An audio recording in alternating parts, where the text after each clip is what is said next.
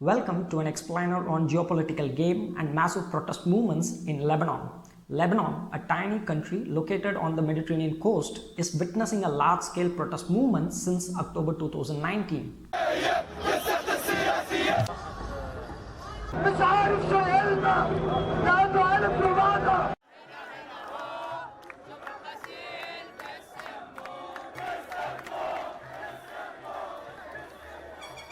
In order to understand the current conflict, one has to have a basic understanding of Lebanon's diverse culture and its political system. Lebanon was a French mandate under League of Nations from 1920 to 1943. The National Pact, which was formed in 1943, ended the French mandate of the country, and the modern-day state of Syria and Lebanon were created. Lebanon is a mosaic of various religious factions. It is composed of 18 officially recognized religious sects. If you look at the demography of Lebanon, 54% of the population is Muslims. In that, Shias and Sunnis make up 27% each. Around 40% of the population is Christians. 5% of the population belong to a Druze sect, a heterodox offshoot of Islam. Since independence, Lebanon's polity is based on confessional system. Confessionalism is a system of government that is a de jure mixture of religion and politics.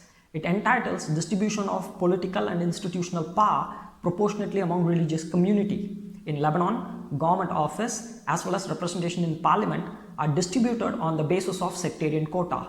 The president of Lebanon would always be a Maronite Christian.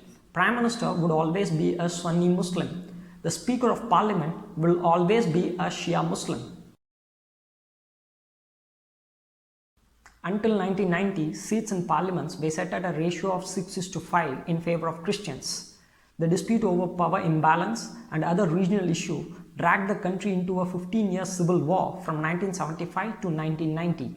In 1989, just before the end of civil war, Lebanon's political leaders met at Taif in Saudi Arabia and signed an agreement which laid the foundation for Lebanon's polity.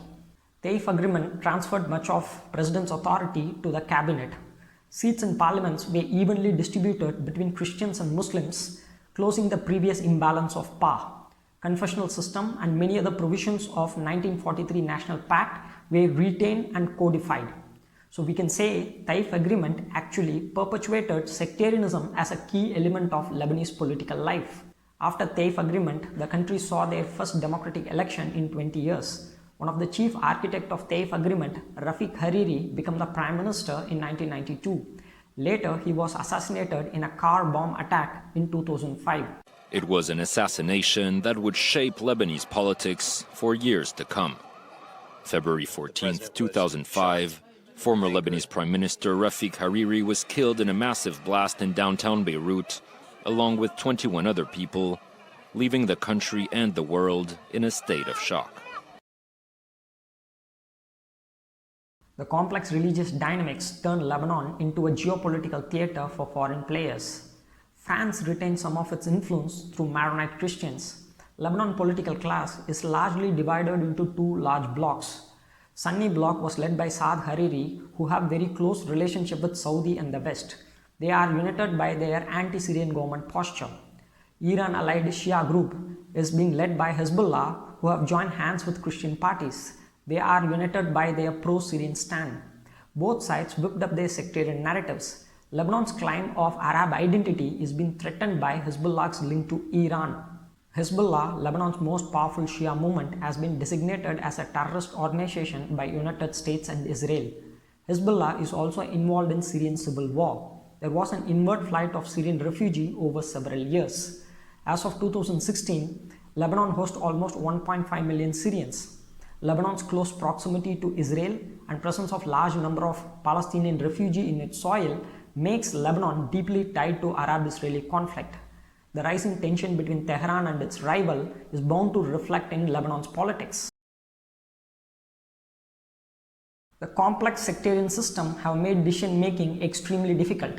Cabinet decisions must be approved by two-thirds majority, which means for things to move forward, political leaders has to put their sectarian difference aside and has to work together. This has not happened. A long period of political gridlock have resulted in poor governance. For an example, only in 2018, Lebanon had its first general election in 9 years. It took 12 years for a budget to be approved. Even solving some of the basic problems of the country like electricity, drinking water and sanitation have become extremely difficult. Lebanon has not had a stable 24-hour electricity since 1975. Daily 8-hour power rationing cuts are common across the nation. There is no proper access to drinking water. Lebanon also suffers from a deficient sewage infrastructure and waste management system. This has led to 2015 garbage crisis. Not to mention the economy. Lebanon is one of the most heavily indebted country in the world. Its national debt stands approximately at $86 billion. It has third highest debt to GDP ratio in the world. The unemployment is on the rise. As of August 2019, Lebanon had 37% youth unemployment and 25% general unemployment. Lebanese pound, also known as lira, has slipped steadily against the dollar amid a currency crunch. The coalition government led by Saad Hariri responded to crumbling economic situation by increasing the tax and reducing the spendings. Government also planned to impose a $6 monthly tax on WhatsApp users, which led to a massive demonstrations. A massive civil protest erupted in October 2019. Initially, the protest was triggered by government's proposal to impose tax on gasoline, tobacco, voice over internet protocol calls on applications such as Facebook, FaceTime, WhatsApp and so on. A fragmented government creates an incapacitated system where virtually nothing can get accomplished, and the people are fed up with it. The government immediately withdrew the proposals, but the protesters have never left the street. Tax intifada have quickly expanded into a countrywide condemnation of sectarian rule, stagnant economy, growing unemployment, endemic corruption in public sector, and failure of government to provide basic amenities like electricity, water, sanitation and so on. There is a growing public resentment against the Lebanese political elite. The WhatsApp tax have actually unleashed this anger. The anger that has brought thousands of people to streets, cutting across religious, sectarian and political divisions. The protesters believe that their leaders are more concerned about their friends and patrons abroad rather than addressing pressing civic and administrative issues at home. So they demand resignation of country's powerful political elite. Much of Lebanon's public debt is held in country's private commercial banks. Many of these banks are owned by politicians and their relatives. So protesters demand accountability, transparency and end to this systematic corruption. They also demand fair tax and financial procedures. Protesters believe that current system is not only vulnerable to foreign intervention but also hinders fair and proper governance. So they want current sectarian system to be replaced by a non-sectarian, secular, democratic political order. After 2 weeks of protest, Prime Minister Saad Hariri announced his resignation when protesters became violent. Even though Hariri's resignation was seen as a victory, protesters want more leaders to follow suit.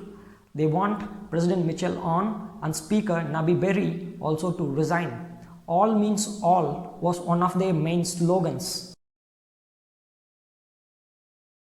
The coronavirus crisis have brought months of nationwide protests to a halt. But the Human Rights Watch says that Lebanon's protest is far from over. All the issues that brought people to streets are as prevalent as ever. COVID-19 crisis and the subsequent lockdown measures have actually compounded poverty and economic hardship. Government's uncoordinated and ineffective response to the pandemic have further eroded public trust. Despite the lockdown measures, people are seen at streets to protest against what have become an unbearable economic reality. Many have made it clear that once the pandemic is over, they would return to streets with renewed energy. What began as a protest against tax have snowballed into a movement for systemic change. But we have to wait to see whether the unity in streets be translated into a political reform, or will this nascent movement succumb to the decades-old system.